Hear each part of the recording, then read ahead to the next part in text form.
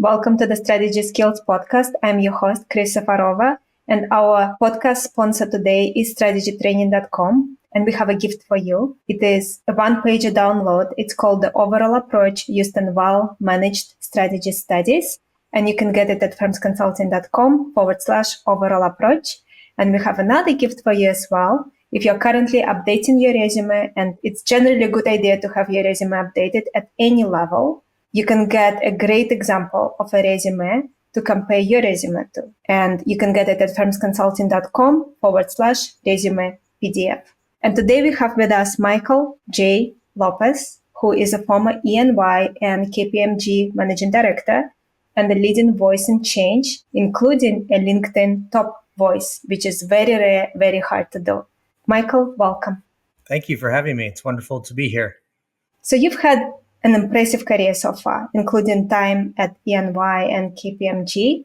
How did your experiences at these firms shape your approach to business and leadership and generally the skills that it allowed you to develop that help you now?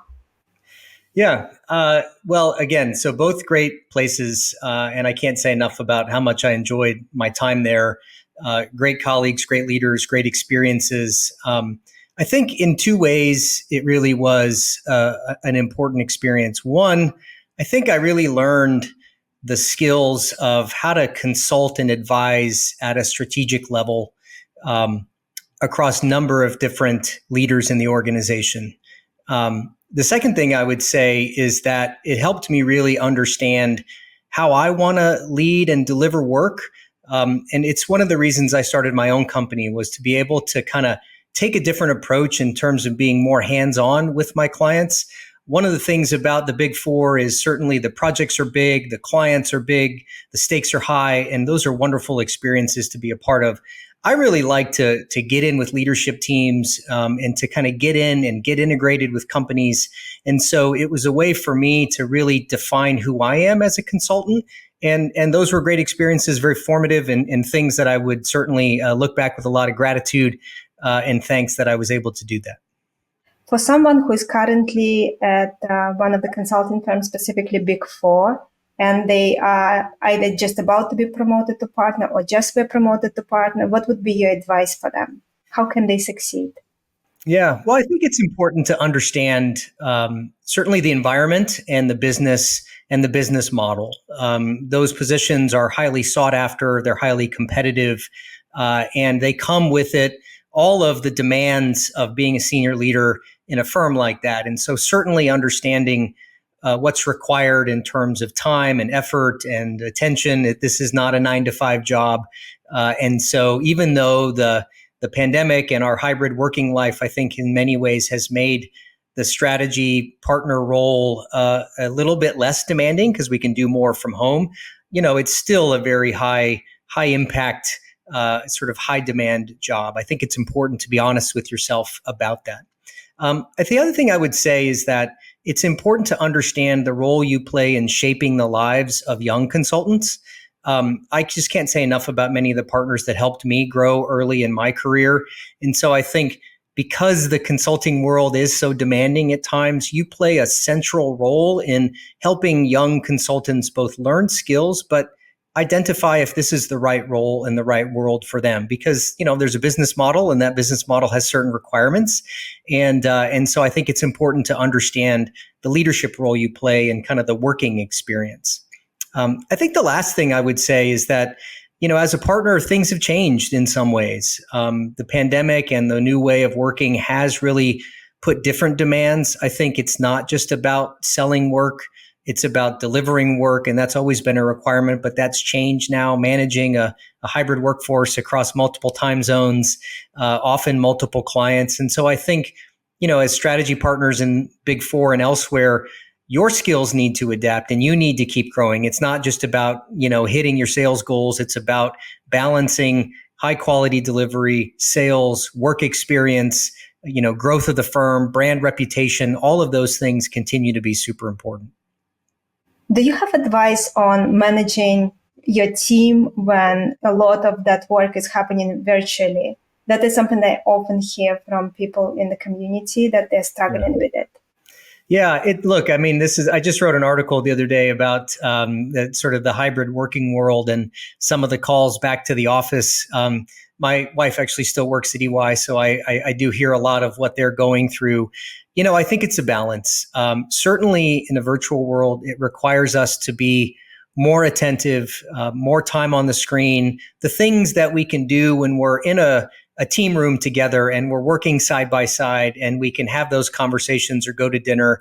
Certainly those things get harder to do. And so I think we've got to understand the effort required to be more present online, to check in, to ask how people are doing. I think that's the first requirement.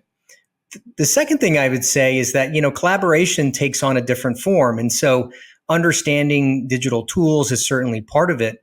But I do think that we have to understand things are going to take a little longer. It might take more asynchronous work. It might take more iteration. It might take more failure and starting over before the team can really gel. And so I think as leaders of those teams, we have to exert a bit of patience and understand that we can't just be in a room on a whiteboard and draw it up and get to the answer and everybody runs off. And so I think there's a balance there as well. I will say, however, that one of the benefits is, when you're sitting at a client site and you've got meetings all day, maybe a dinner that night, you've got a couple hours of working time in your hotel room, there is a lot more time that we have now to really focus, build high quality products, think strategically, analyze, look at data. And I think often we don't value that benefit quite as much as we should. Time away in solitude, working, thinking, processing, reflecting is high quality time. And so there's a benefit there that I think we can really lean into. That is very true. What do you think is the future of consulting given the rise of AI? That is something people are thinking about now. So I wanted to get your thoughts on it. Yeah, it's a great question. And certainly, we're just beginning the journey. I think about it from a couple angles. I think about how AI complements the consulting experience. And then I think how AI might maybe compete with some of the traditional consulting experience. And if we take a step back and think about what consulting really is, it's first of all perspective, right? It's getting the input of a person who sits outside of your organization because they just see the world differently. And so can you get that from other places by searching AI and getting feedback, looking for frameworks and insights and analysis? Of course you can, but there's a certain level of human brain that is maybe coming from another industry or coming from another region of the world, coming from a different background that might ask you that one question that sparks a new idea. And so I think in some ways, the consulting world is going to be ever present because we still rely on that perspective that we just can't get maybe from a machine. But where it can complement, which I think is really, really interesting, the other role of consulting is about processing information and building and accessing expertise that you don't have. And so certainly AI as a tool for consultants to find information quickly, build presentations, generate short form content that might be, bullet points or talking points for leaders. All of those things can really speed up the consulting experience, which I think makes it less expensive for the clients. And I think they're always looking, particularly the last several years, the consulting industry has really felt the pinch of the cost pressures that the market has felt. And so if there's creative ways to use AI to make things more cost effective and to speed up getting the answer, I think that's really helpful. I think the question that we all have is, can a computer replace a person? Can an AI chatbot replace a human being? And for me, that just really comes down to a lot of personal choice still. I think we're experimenting with, I'm also a coach and I coach a lot of CEOs and senior executives. Many of my clients are not ready to outsource that idea of can a bot hold space for you when you're dealing with something that's difficult emotionally, when you're under stress, when you're under the pressure of making a decision. Those kinds of things are still uniquely human experiences. And so I think we've got a ways to go to figure out if that element of the sort of the consulting coaching realm can really be outsourced outside of the human experience. I have an opinion on that, at least for now, which is I don't think we're quite there, but time will tell. We've made so much progress in the last even 3 months. It seems like we've just made, leaps and bounds in how AI has been integrated. For someone who have just been promoted to a partner at a large consulting firm, let's say Big Four, what do you think are the skills they need to focus on strengthening? Because obviously all of us have very little time. Yeah. What do you think will be the skills that will become very, very important going forward? Yeah. It's interesting. I get this question a lot, and I've had it, I think it happens at various points in our career. The single hardest transition for anyone going into a leadership role is what I call going from player to coach. And most people in the Big Four, before they become a partner, they're a senior manager, something at that level. And what do senior managers do? They do all the work, right? They manage the teams, they perform quality control on the deliverables, they manage the project experience. They really are kind of in control of the whole execution layer of the consulting experience. And what happens when we get promoted is we know the old job, we know the senior manager job really well. We understand what it takes. We have a system for balancing all of our priorities. We have a method for how we organize our time. And then we become a partner, and it shifts from more delivery to more sales. It's about delegation and oversight and coaching and guiding.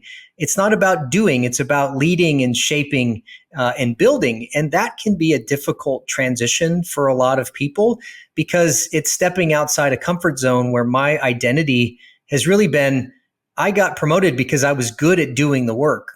And now I'm in a position where I have to help the people who are good at doing the work be successful.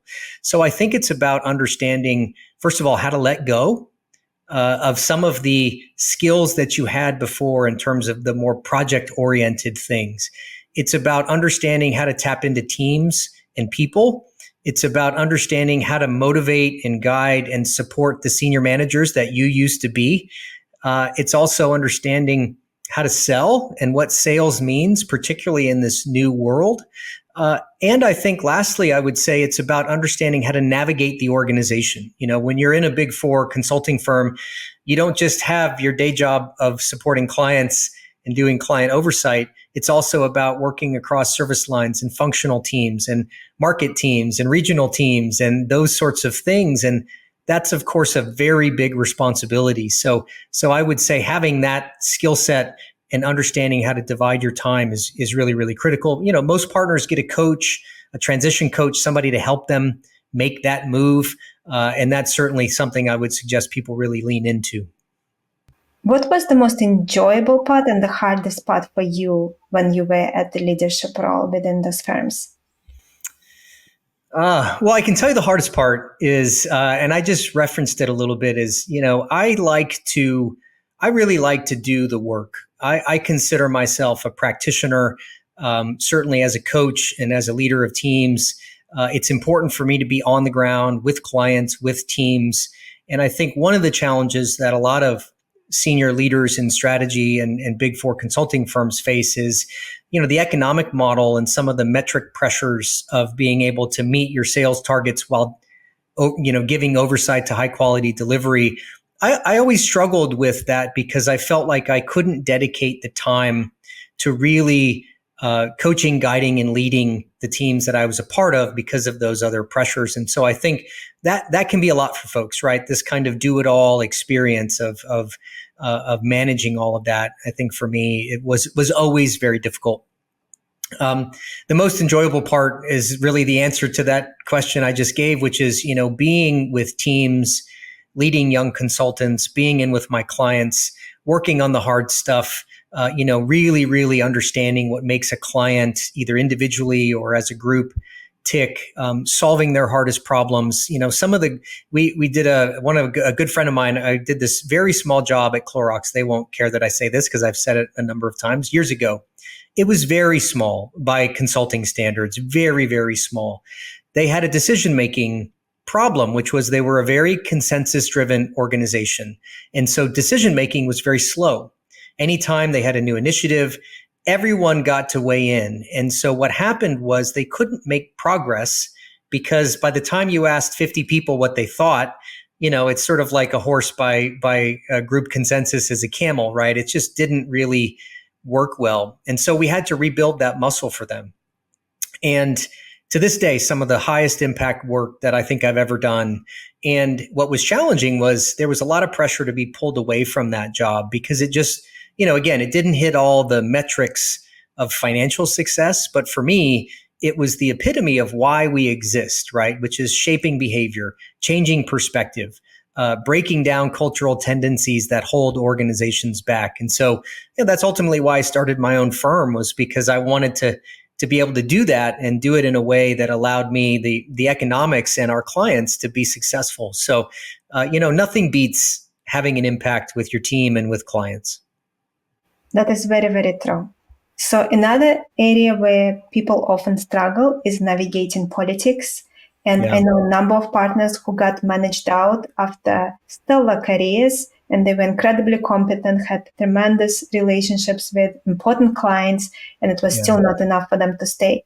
What would be your advice? Well, I'm going to have this a vulnerable moment. I don't know that I was very good at this either. And when I say that, what I mean is I'm somebody that's naturally a bit of a nonconformist, and I like to challenge. I like to push. I like to break things and rebuild them to see what else we could create. And early in my time, particularly at EY, I was trying to disrupt some of the structures and systems that I thought were holding us back as an organization. One of the coaches that I had at the time, a gentleman named Ken Durbin, who's just still a wonderful, one of the most transformative coaches I've ever had. He said something to me that was really, really impactful, which is you have to be successful within the environment in which you exist. And you can't transform something if you're on the outside looking in. And so I think it's important that I didn't always navigate that well. I think sometimes I over pushed in places that maybe weren't helpful. I under pushed maybe in places I could have. And so for me, if I look back, this is the advice I'd give to myself. Number one is understand the importance of relationships, and that every interaction you have, somebody's forming an opinion of you and they're building a perspective, right? And just like in the rest of the world, if you meet someone out at a restaurant or a networking event or whatever, someone's going to form a perspective on how you carry yourself, how you communicate, your tone of voice. And I don't mean to be too walking on eggshells, but I think it's important to know that relationships matter.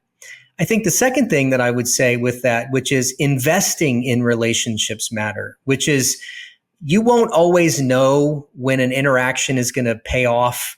And so taking the time to help other partners be successful, ask them how you can be of service, ask them how you can help, raise your hand for other things, volunteer to make their lives easier, builds a bit of goodwill that I think will pay off in the long run.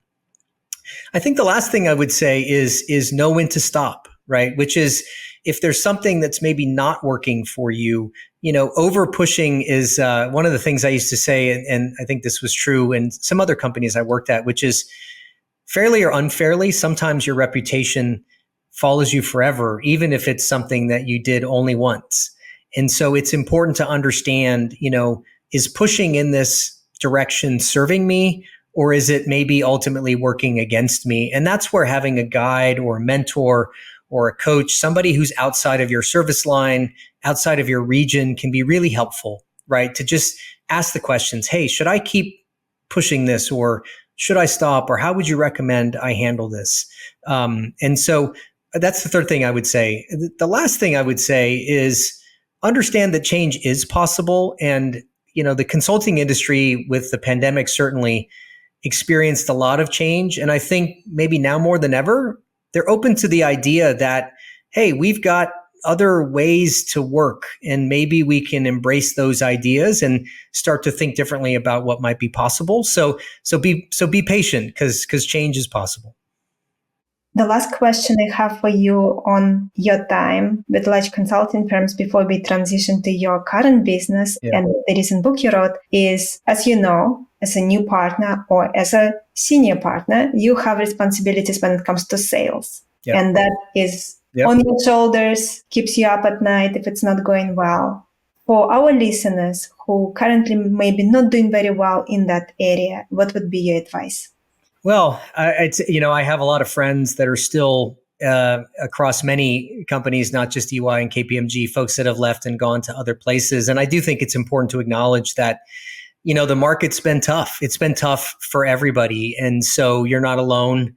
And the pressure that you're feeling, please believe that other people are feeling it too. And I think we're seeing signs of the economy, starting to move in a better direction. Inflation's down. The latest round of layoffs that we had over the last 18 months seem to be slowing down. And so there definitely is, I think, signs of life in the market. And so, weathering that storm is important. I think getting creative, one of the things, again, that the pandemic did really open up is, new economic models because of, hey, I don't have to fly every week. Our direct costs are down. You don't have to pay for hotel and travel. How can we get creative about solving your project problems or outsourcing labor as you've just laid off people and maybe you need someone for a month or 6 weeks, right? And so finding creative ways to build an economy around the people that you have available.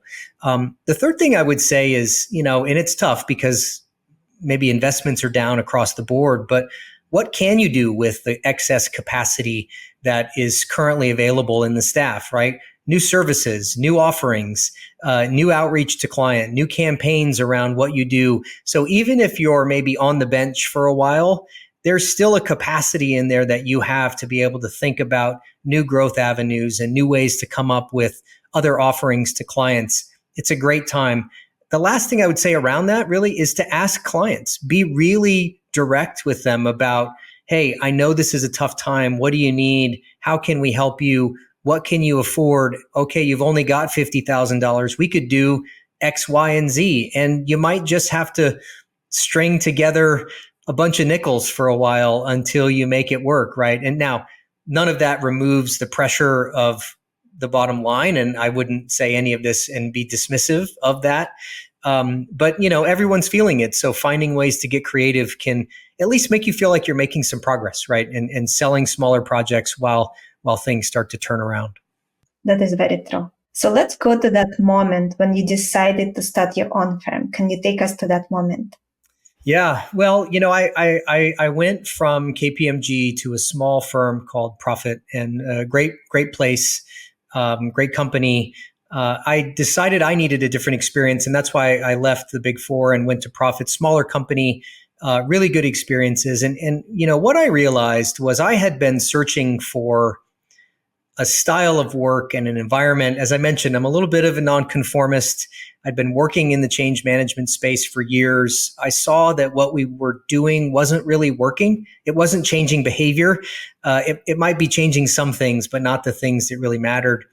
And I found that the only way I could really do the work I wanted to do was to start my own company, because even in a small firm, the pressures of balancing sales and metrics and targets were still there. The overhead of a company that was making it cost prohibitive for me to do some of the kind of jobs that I wanted to do. So that was really the first thing. I think the second thing was I've got a bit of a different style as it relates to how I coach and work with clients. And I found that I wanted to find the people that wanted to be coached that way. I have a background in sports. I played college football. I still coach sports. And, you have to, if you're going to change, you have to want to be coached.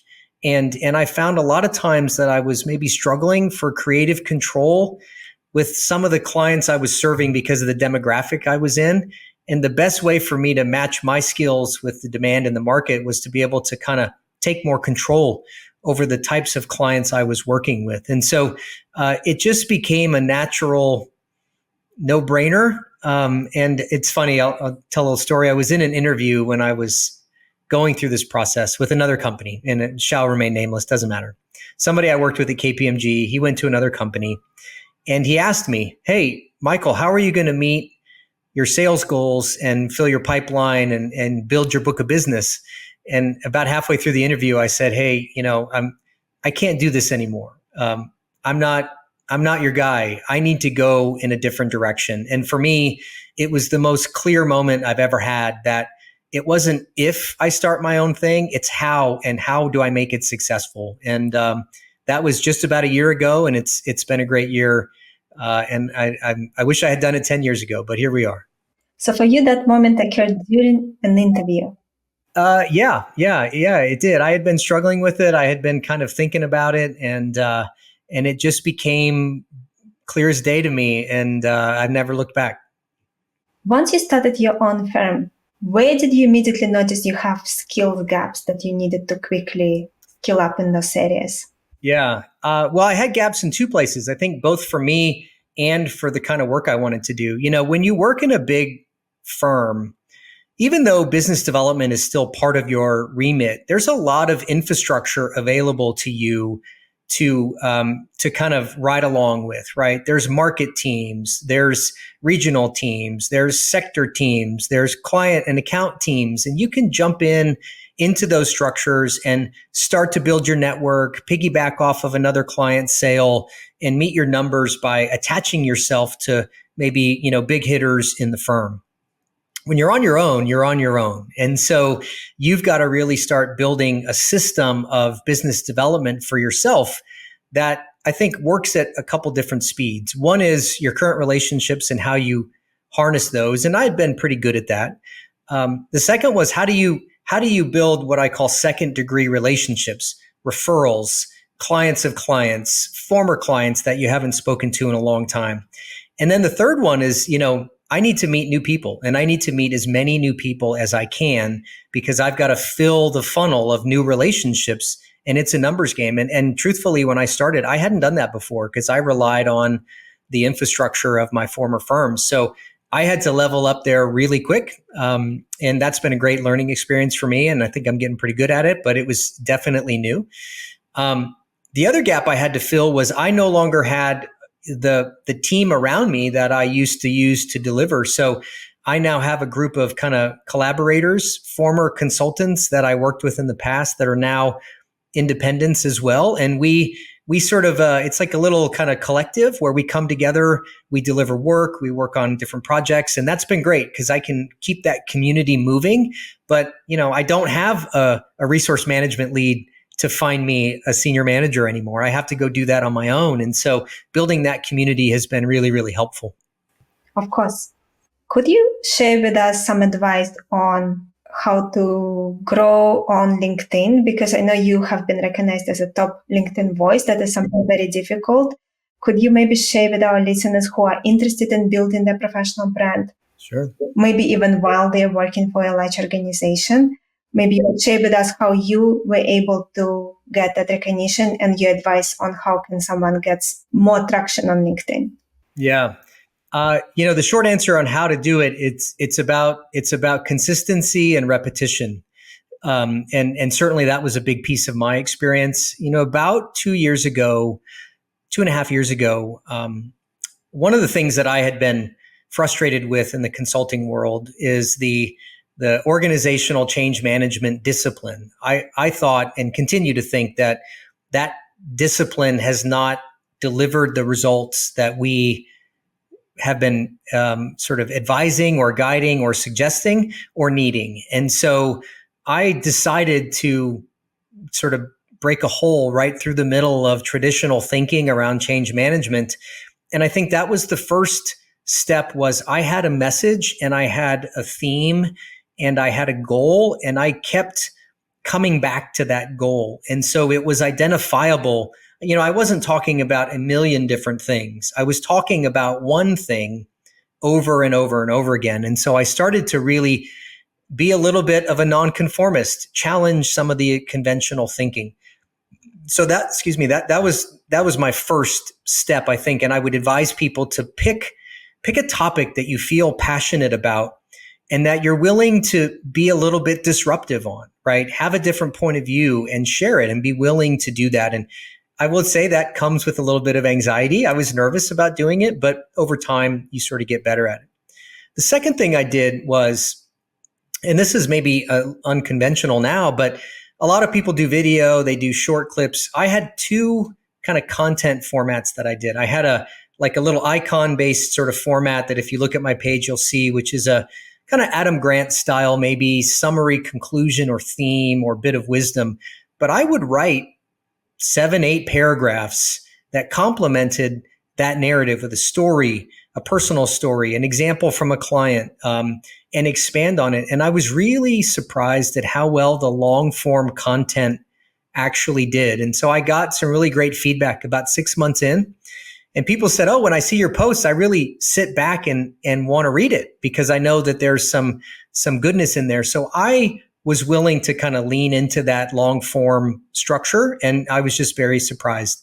And then the last thing I'd say is, again, it's about repetition. For the first year, I posted every 2 weeks, at least, if not every week. Actually, it started every week for 6 months. And then the 6 through 12 was every 2 weeks. And then I started to inject more video. I'd done some speaking, I'd done some podcasts, and I started to mix that in. But all of it was around that theme. And so about almost 18 months, 20 months into my journey, I received the email saying I'd been part of the community and just really, really honored, quite frankly. And I did not start with that intention. I just kept going and kept repeating that formula. And here I am today. So congratulations. And thank you so much for sharing so much advice. So you recently wrote a book, which is a very interesting book. I specifically liked your chapter on brain. So let's talk about it. What are some of the things you want to share from the book that you really want people to take away with them after listening to this podcast?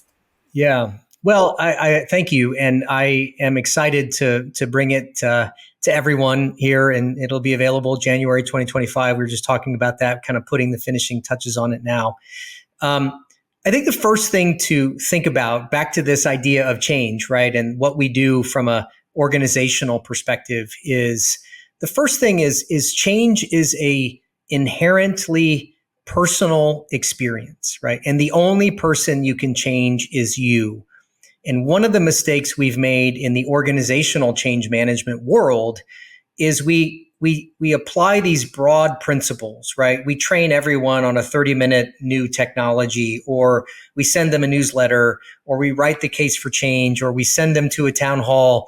And we just assume that the same 5 data points will universally affect everyone the same. And we just know that that's not true, right? And so one of the things I want people to take away with is that change, particularly at a macro level, takes far longer than you expect because it is so personal.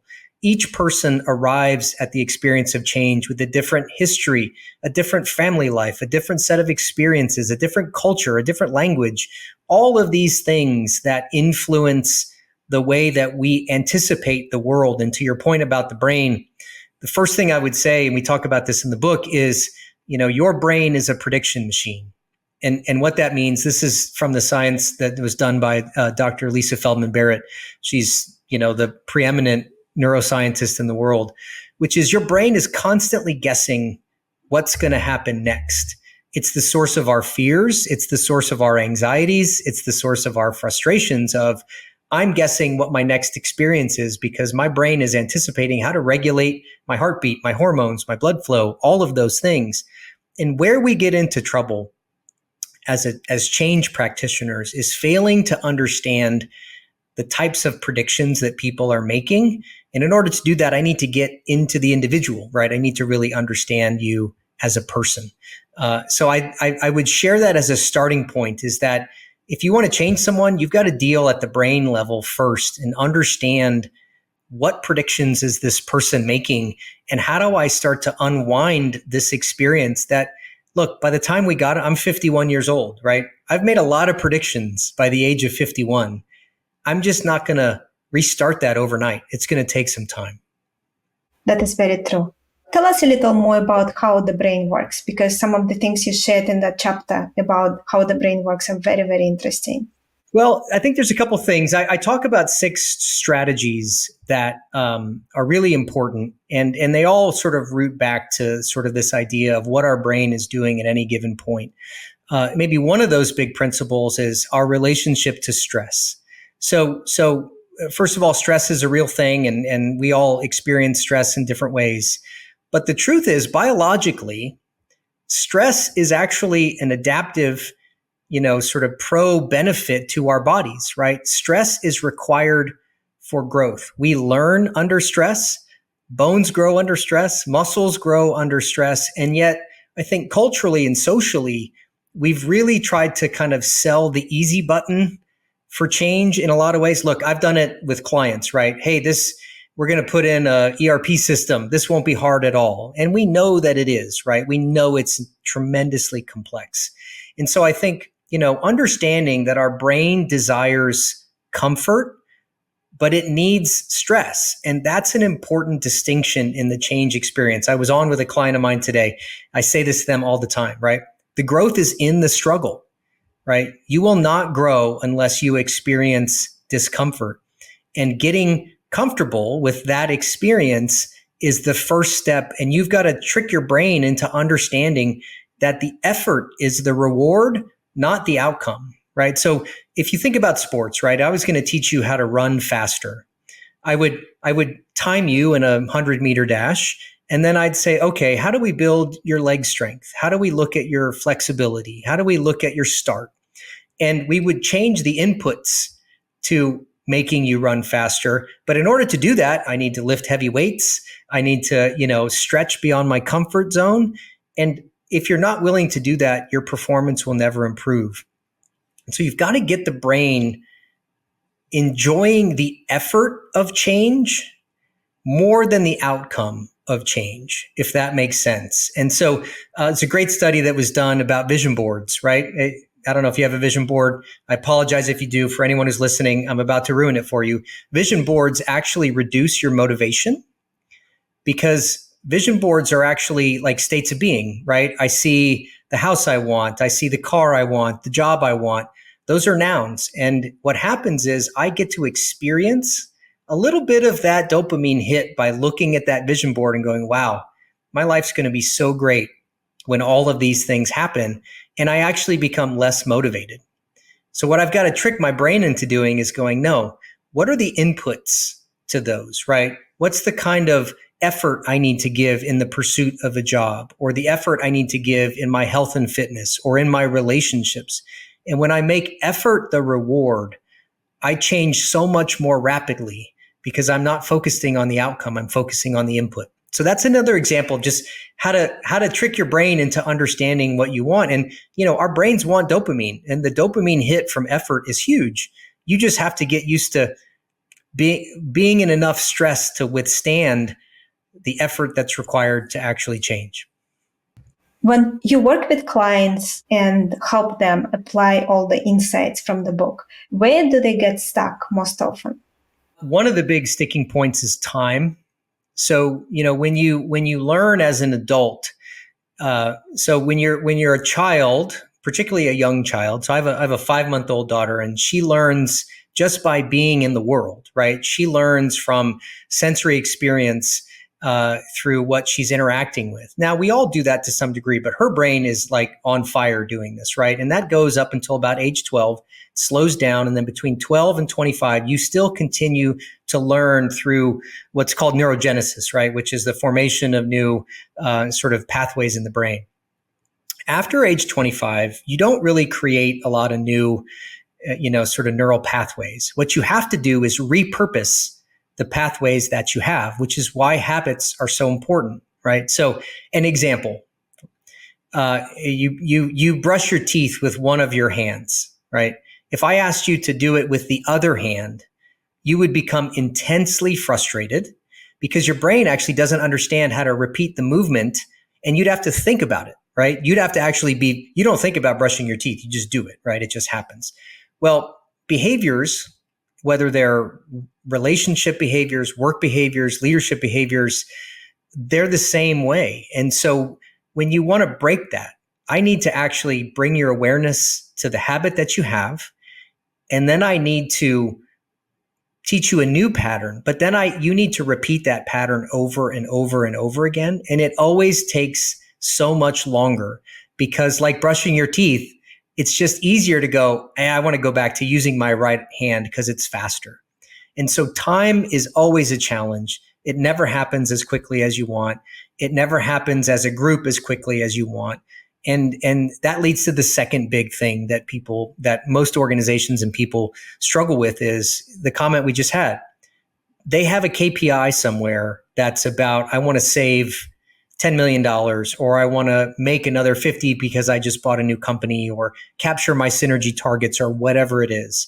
And the relentless focus on outcomes makes it very difficult for them to track the inputs that are required to go capture them, right? So it's called the what about now effect, right?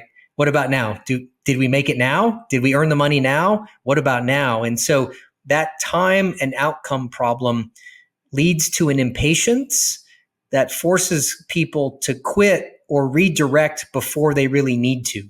Right. And so that's the other thing as well. We're not hitting our target on time. So let's try a different strategy. No, it's just taking longer than you expect it will. Stay the course. Right. So those are three big things that I spend a lot of time with leaders, helping them just take a breath, relax. You're going to get there. It won't take as long as you want, but it's going to happen. And here's how we start to measure progress towards that goal that you have. Thank you, Michael. Last question from me today. Over the last few years, were there any aha moments, realizations that you would be comfortable sharing with us that really changed the way you look at life or the way you look at business? Wow. What a great question. I think the first one is wrapped up in the idea of starting my own company. I always knew I didn't quite fit in, and yet I was afraid to take the risks. I was afraid of my own stress, my own discomfort of stepping out into my own, betting on myself in the way that I wanted to. And I was seeking the safety of a large organization, but still trying to be this disruptive force. And what I realized was that wasn't serving me, right? Because I was disrupting the wrong place. In fairness to EY or KPMG, they weren't asking me to change the business model of our company. They were asking me to go, do the role of a partner. And so I think the aha moment for me was the only way I could really truly be myself is to go out on my own. I think that's the first one. The second one is I'm a coach. I started out as an athlete. I worked with the military for years. I continue to coach sports. One of my favorite quotes is from Mike Krzyzewski, who used to be the coach at Duke University. He said, "I'm not a basketball coach. I'm a leader that just happens to coach basketball." And I think for me, in that principle, everything just came together. I can't separate who I am on a football field versus who I am in a boardroom, who I am in a team meeting. This is my purpose. I am a coach, and I think I have three responsibilities, really obligations. The first one is to usher people into difficult and uncomfortable but necessary conversations and experiences, because that's where growth happens. The second is to help them with that process, with the things that I've come to know and learn and practice. And the third one is to lead by example. And so, for me, I just realized this is my identity, and being able to step into that place and kind of go all in. Truthfully, it's been the best, 18 months of my life. And I feel like I'm just getting started. And that's really been the biggest aha, is this is who I am. And I've gone from having a job to fulfilling a purpose. And every day I get up, and no matter how hard it is, I've got energy and motivation to go pursue it. And I'm just super thankful for that. Michael, such a pleasure speaking with you. I really enjoyed our conversation. Where can our listeners learn more about you, buy your book, anything you want to share? Yeah, a great place to start is my website. It's michaeljlopez.coach. And so that really fits with the conversation we were just having. You can find all my socials there, certainly on LinkedIn and Instagram. I'm pretty active. The link to the book will be there that you'll be able to find, as well as a couple other things that I'll be releasing soon. So I'm excited about sharing that and getting a chance to kind of push the envelope a little bit more. So I'd start there, and you can also schedule 15 minutes with me whenever you'd like. So you can do that, and happy to spend time with people, talk more about this. I could talk about it all day. So it really is the best part of my job. Our guest today again has been Michael J. Lopez. Check out his book. It's called Change: 6 Science-Backed Strategies to Transform Your Brain, Body, and Behavior. And our podcast sponsor today is strategytraining.com. If you want to strengthen your strategy skills, you can get the overall approach used in well-managed strategy studies. It's a free download, and you can get it at firmsconsulting.com/overall approach. And you can also get McKinsey and BCG winning resume, which is a resume that got offers from both of those firms. And you can get it at firmsconsulting.com/resume PDF. Thank you again, everyone, for tuning in. And I'm looking forward to connect with you all next time.